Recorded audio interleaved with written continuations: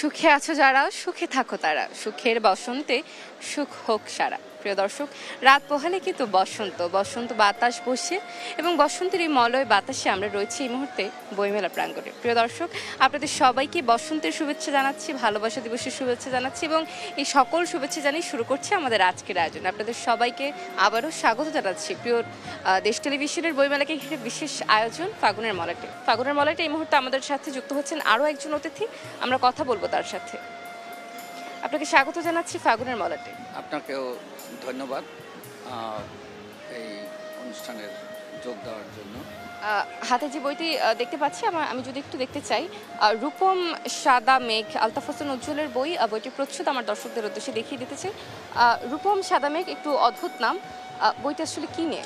আসলে সাদা মেঘ তো আমরা যেটাকে বলি ভাসমান সাদা যে মেঘগুলো ভাসে, কিন্তু এখানে রূপম যে সাদা মেঘ একখানে স্থির হয় না, কিন্তু সে গুরুত্ব বহন করে প্রচুর মানুষের হৃদয়ের মাঝে উত্তাল জীবন জীবিকায় আমাদের চেতনাবোধ, সংস্কৃতিবোধ, এই যে এটাকে এই রূপম ক্ষেত্রে আমি ব্যবহার করছি।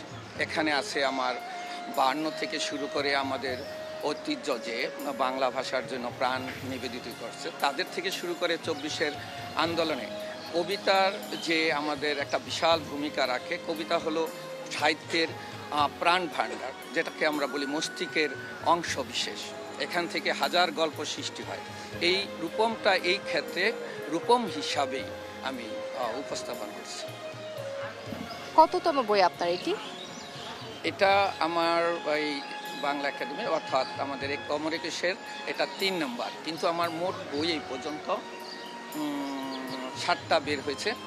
পার্শ্ববর্তী দেশ, ওখানে অনলাইন পত্রিকা এবং পত্রিকার থেকে ওরা 4টা বই তৈরি করছে। এবার সর্বশেষ ইন্ডিয়া হয়েছে, সেটা হয়ে গেছে ওদের মেলা। আর আমার এটা জলধি প্রকাশনী থেকে রূপম হয়েছে। তার আগে ছিল প্রথম জীবন বাস্তবতা মোটিভেশন জাতীয় 22-এ এই পানকুড়ি প্রকাশনী। এরপরে অক্ষর প্রকাশনী গতবার হয়েছে হলুদ সন্ধ্যায় চাঁদ, আর এটা সর্বশেষ রূপম সাদা মেঘ। কেমন লাগছে বছরের বইমেলা?